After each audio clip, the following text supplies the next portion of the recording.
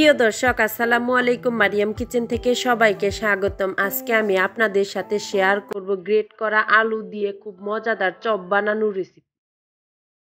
এখানে 1 cup great করা আলু নিয়েছি। এর মধ্যে 1 কাপ ধনিয়া পাতা কুচি দিয়ে দেব, হাফ কাপ পরিমাণে পেঁয়াজ কুচি দিয়ে দেব, 4-5টা কাঁচামরিচ কুচি দিয়ে দেব, পরিমাণ মতো লবণ দিয়ে দেব, 1 চা চামচ মরিচের গুঁড়া দিয়ে দেব, হাফ চা চামচ জিরা ও গরম মশলার গুঁড়া দিয়ে দেব। এখন সবকিছু একসাথে ভালো করে মাখিয়ে নেব।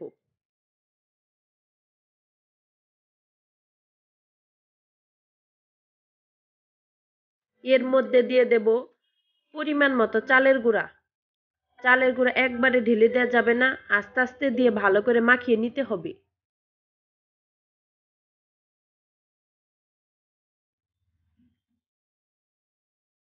এখানে চালের গুঁড়া 1 কাপের একটু পরিমাণে কম লেগেছে।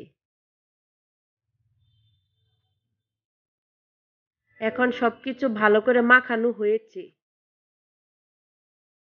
এই রকম করে চপগুলো বানিয়ে নেব।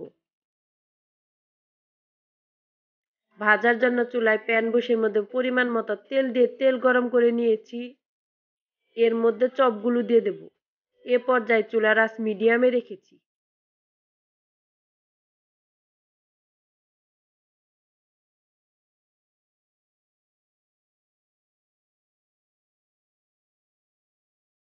চপগুলো দেয়া হয়েছে, এখন উল্টিয়ে দেব।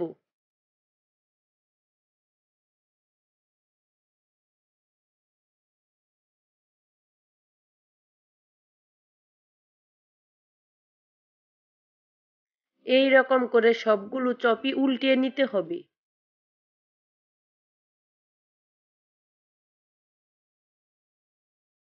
চপগুলো উল্টে পাল্টে ব্রাউন কালার করে ভেজে নেব।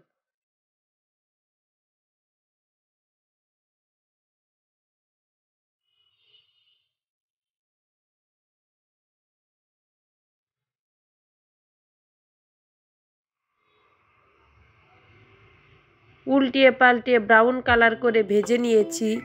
এখন চুলার থেকে তেল ঝরিয়ে নামিয়ে নেব।